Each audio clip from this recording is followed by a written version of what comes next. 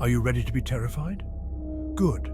Then step inside. I'm Gajanand Goswami, and I'm drawn to the darkest corners of the human psyche, the places where fear festers and nightmares are born. Tonight, we delve into the abyss with 10 spine-chilling horror story ideas that will keep you up at night. These are not for the faint of heart. These are stories that will claw at your sanity, leaving you questioning the shadows in your own room. Are you brave enough to continue? Imagine, if you will, a crumbling edifice on the edge of town, a place shrouded in whispers and chilling legends, the Forgotten Asylum. They say those walls have absorbed lifetimes of suffering, of madness. A group of friends, young and foolish, decide to explore its depths. They see it as a thrill, a challenge to their bravery. They don't know the true meaning of fear. The air inside is heavy, stagnant. The silence is broken only by the creaking of the floorboards beneath their feet. They wander deeper, their laughter echoing off the padded walls, but something's changing. The laughter dies in their throats, replaced by a creeping unease. They begin to hear whispers, disembodied voices slithering through the darkness. Shadows seem to move at the edge of their vision. The spirits of the asylum are awake, and they are hungry for vengeance. The friends are trapped in a nightmare, hunted by the tormented souls they have unwittingly awakened. This asylum, it remembers, and it will make them remember too. A fresh start, a new home, that's what they were looking for. A family escaping the city, drawn to the promise of peace in a quaint, charming house with a forgotten history.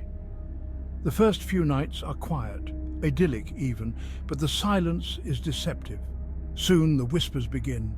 Soft at first, like the rustle of silk heard only in the dead of night. Then louder, more insistent, voices murmuring just beyond the veil of sleep. The family tries to ignore it, to rationalize the sounds.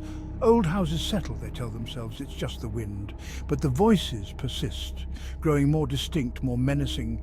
They speak of horrors buried deep, of a darkness that permeates the very foundation of the house. Driven by fear and a growing sense of dread, the family digs into the home's past. What they uncover is a legacy of violence, of tragedy, of secrets soaked in blood and buried within the walls. The voices they hear are not figments of their imagination. They are the echoes of the dead, crying out for justice, for recognition, and they won't be silenced again. This house, their sanctuary, is now a prison. They are trapped with the whispers, forever bound to the darkness they've unearthed. A young girl, eyes wide with wonder, receives a gift, a doll. Exquisitely crafted, with porcelain skin and eyes that seem to hold a glimmer of life. But this doll is no ordinary toy. The doll maker, a solitary figure cloaked in shadow, warns the girl. "Be careful," he rasps, his voice a low growl. She's more than just a doll. The girl, too young to understand, dismisses his words as the ramblings of an eccentric old man. She doesn't see the darkness that clings to the doll, the malevolence woven into its delicate features. Soon, strange things begin to happen. The doll, once inanimate, starts to move. Its head turns, its eyes following the girl with an unnerving intensity. At night, the girl hears whispers coming from the corner where the doll sits, its tiny voice echoing her own thoughts, her own fears. Fear gives way to terror as the girl realizes the truth. The doll is alive, possessed by a spirit both powerful and deeply envious. It craves more than just companionship. It wants to be the girl, to live her life, to consume her identity. The girl is trapped in a terrifying game, her innocence stolen by the doll's malevolent spirit. She must find a way to break the curse before the doll claims her life, her soul as its own. The doll maker knew. He saw the darkness in the doll's eyes, but some warnings come too late. Chapter 4. The Cabin in the Woods. A secluded cabin nestled deep in the woods, a perfect escape from the pressures of city life.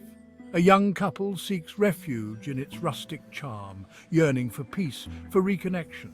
They are oblivious to the darkness that lurks just beyond the tree line. The first few hours are idyllic. The crackle of the fireplace, the scent of pine needles, the soft glow of twilight through the trees. But as night falls, the mood shifts. An unsettling feeling creeps in, like a chill down their spines. They hear noises, twigs snapping, heavy breathing just outside the cabin door. They dismiss it at first, blaming their nerves, the unfamiliar sounds of the wilderness. But the sounds persist, growing bolder, closer. Something is watching them. Fear turns to panic as they realize they are trapped, hunted by an unseen force that moves with terrifying speed and purpose. The isolation of the cabin becomes a suffocating prison. There's nowhere to run, nowhere to hide. The darkness outside has teeth, and it's hungry for their fear, for their despair. They came to the woods seeking solace. They found only terror. The mirror's reflection. An antique mirror, its silvered surface tarnished with age, holds a dark allure. A young woman, captivated by its beauty, brings it home, unaware of the evil it reflects. At first it seems like any other mirror, reflecting her image back at her. But something is different. The reflection is off. Her smile is a touch too wide, her eyes glinting with an unfamiliar darkness. As days turn into nights, the mirror's reflection grows more sinister. It shows her a twisted version of her life, a reality where her deepest fears and darkest desires manifest in terrifying detail. The line between reflection and reality blurs. The woman begins to question her sanity, her grip on what is real and what is merely a trick of the mirror's magic. The mirror feeds on her doubt, her fear. It whispers to her, tempting her with glimpses of a life she could have, a life she deserves. But the mirror's promises are laced with poison. She is caught in a web of her own making, unable to escape the reflection that haunts her every waking moment. The mirror holds her captive, twisting her perception, driving her slowly, inexorably mad. Night terrors. He wakes in darkness, his body paralyzed, a weight pressing down on his chest. He tries to scream, but no sound escapes his lips. He is a prisoner in his own body, trapped in the suffocating grip of sleep paralysis. But that's not the worst of it. As he lies there helpless, shadows gather at the edge of his vision. They twist and contort, taking on monstrous shapes, their eyes burning with malevolent glee. The shadows are figments of his subconscious, manifestations of his deepest fears given form. Night after night he endures this torment. The episodes grow more frequent, more vivid, the line between nightmare and reality blurring until he can no longer tell what is real and what is a figment of his sleep-deprived mind. He seeks help, but doctors offer no answers, no solace. They dismiss his experiences as mere nightmares, products of stress and an overactive imagination. But he knows the truth. The shadows are real. They are feeding on his fear, growing stronger with each passing night. He is losing his grip on sanity, teetering on the precipice of madness. His only escape is to conquer his fear, to confront the demons that haunt his waking hours and the terrors that stalk his sleep. But what if the darkness within is stronger than he is? The station is cloaked in an eerie silence, broken only by the rhythmic clack of the approaching train.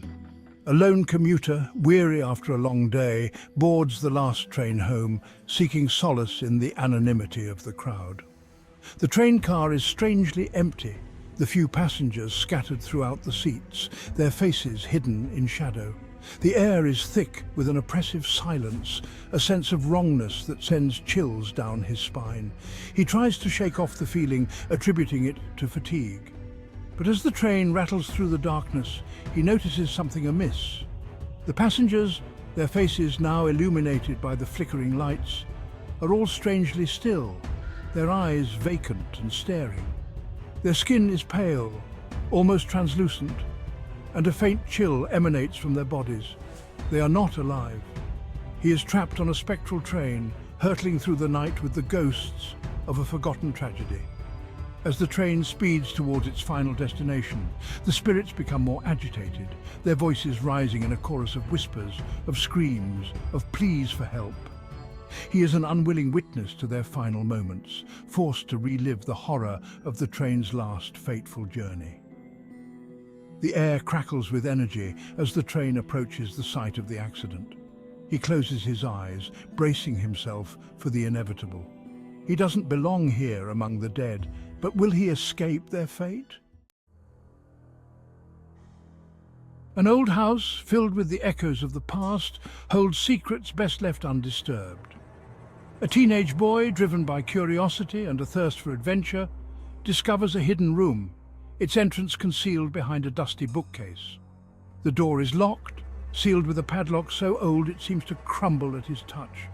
A sense of foreboding washes over him, a warning whispered from the shadows, but curiosity, as it always does, gets the better of him. He breaks the lock, the sound echoing through the house like a profanity. The door creaks open, releasing a musty smell, the stench of decay and something else, something ancient and evil. The room is shrouded in darkness, the air thick with a palpable sense of dread. As he steps inside, he feels a cold hand close around his heart. The room is not empty. Something lurks in the shadows, something malevolent that has been waiting for him, its patience rewarded. He tries to escape, to flee back into the light, but the door slams shut, the lock clicking back into place as if by an unseen hand. He is trapped at the mercy of whatever darkness he has unleashed. The shadows stir, and he hears a voice, a low growl that seems to emanate from the walls themselves. It welcomes him, congratulates him on releasing it from its prison. Now it's his turn to be trapped, to become another forgotten soul in the sealed room. An artist seeking inspiration encounters a stranger with eyes that seem to hold the secrets of the universe. Compelled by an unknown force, he paints the stranger's portrait, capturing not just his likeness but a piece of his soul.